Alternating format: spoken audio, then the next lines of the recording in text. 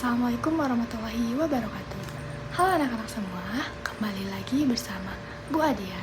Hari ini kita akan belajar IPAS dengan materi mengenal siklus pada makhluk hidup kelas 3. Baik, sebelum belajar alangkah baiknya kita berdoa terlebih dahulu yuk. Berdoa dimulai.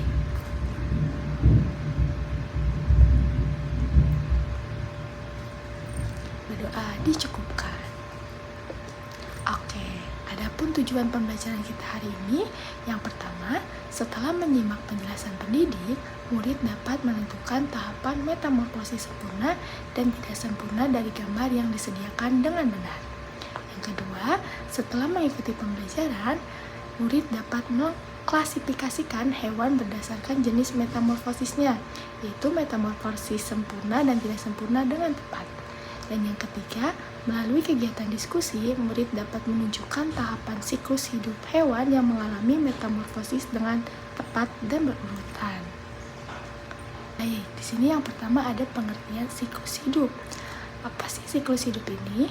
Nah, siklus hidup ini adalah tahapan pertumbuhan, perkembangan, dan perkembangbiakan makhluk hidup dari awal kelahiran hingga mencapai fase dewasa. Nah, siklus hidup ini digambarkan dalam bentuk lingkaran seperti gambar yang di samping. Baik, di sini yang pertama ada siklus pada manusia. Nah, yang pertama dimulai dari janin, kemudian menjadi bayi, kemudian menjadi anak-anak, dan menjadi dewasa. Nah, manusia ini mengalami perubahan fisik dan mental, lalu berkembang biak saat dewasa. Nah, kalian di fase mana ya? Ya, betul, kalian di fase anak-anak. Nah, yang kedua di sini ada siklus hidup pada tumbuhan. Dimulai dari biji atau benih yang pernah kita temui nih, yang kecil-kecil. Kemudian kita tanam menjadi kecabah.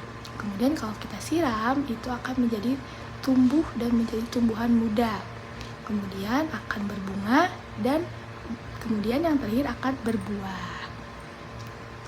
Nah, sebelum kita lanjut, Ibu mau tanya nih, pernahkah kalian melihat kupu-kupu yang terbang dengan sayapnya yang cantik?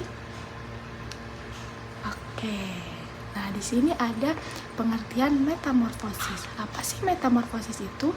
Nah, metamorfosis adalah perubahan bentuk pada hewan yang terjadi selama siklus hidupnya, yaitu dari tahap muda hingga dewasa.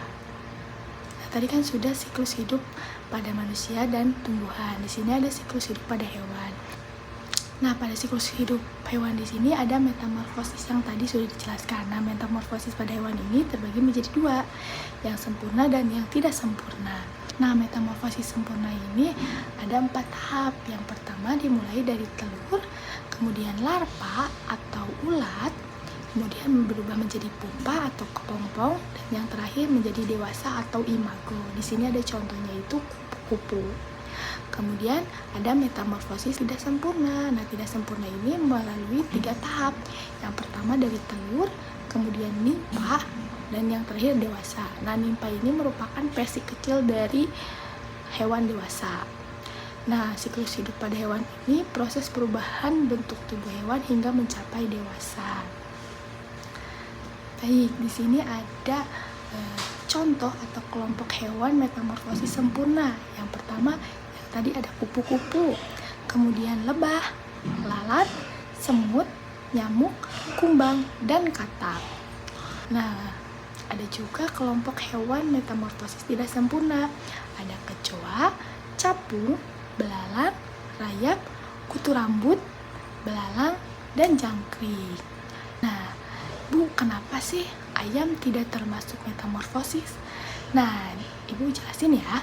Nah, adapun hewan yang tidak bermetamorfosis, yaitu hewan yang bentuk tubuhnya itu setelah lahir atau menetas mirip dengan induknya, hanya mengalami ukuran tubuh bukan perubahan bentuk. Misalnya itu tadi ayam, sapi, kambing, dan yang lainnya. Baik, sebelum lanjut kita bernyanyi dulu yuk. Metamorfosis itu bagian siklus hidup, khususnya siklus hidup dari sejumlah hewan. Metamorfosis itu rubahnya bentuk hewan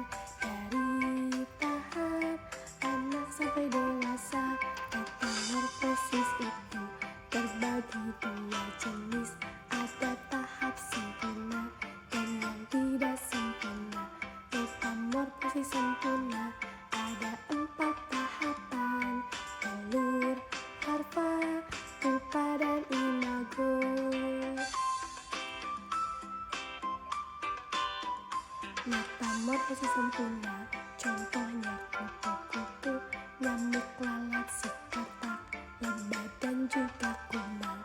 Semuanya mengalami 4 tahapan itu. Mari kita ucapkan Masya Allah. Kalau yang tak sempurna ada 3 tahapan. Telur nimpa dewasa, nimpa mirip induknya. Contohnya seperti ini, si belalang dan capung. Ayo kawan, belajar dan semangat. Nah, mengapa siklus hidup itu penting? Yang pertama di sini menjaga kelangsungan spesies, yang dimana melindungi berbagai jenis makhluk hidup, baik tumbuhan maupun hewan, agar tidak punah dan tetap hidup di alam liar.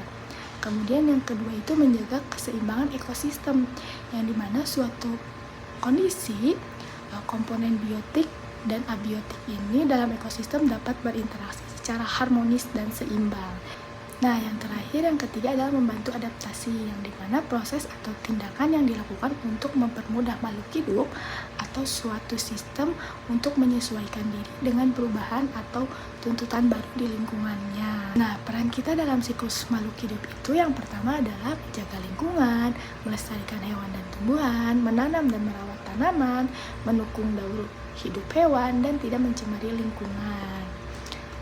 Nah, pembelajaran ini sudah selesai. Kesimpulan kita pada hari ini yaitu siklus makhluk hidup adalah proses tumbuh, berkembang, dan berkembang biak untuk kelangsungan spesies. Penting bagi ekosistem, kita harus menjaganya. Baik, mungkin cukup sekian video pembelajaran kita hari ini. Sampai jumpa di video selanjutnya. Terima kasih. Wassalamualaikum warahmatullahi wabarakatuh.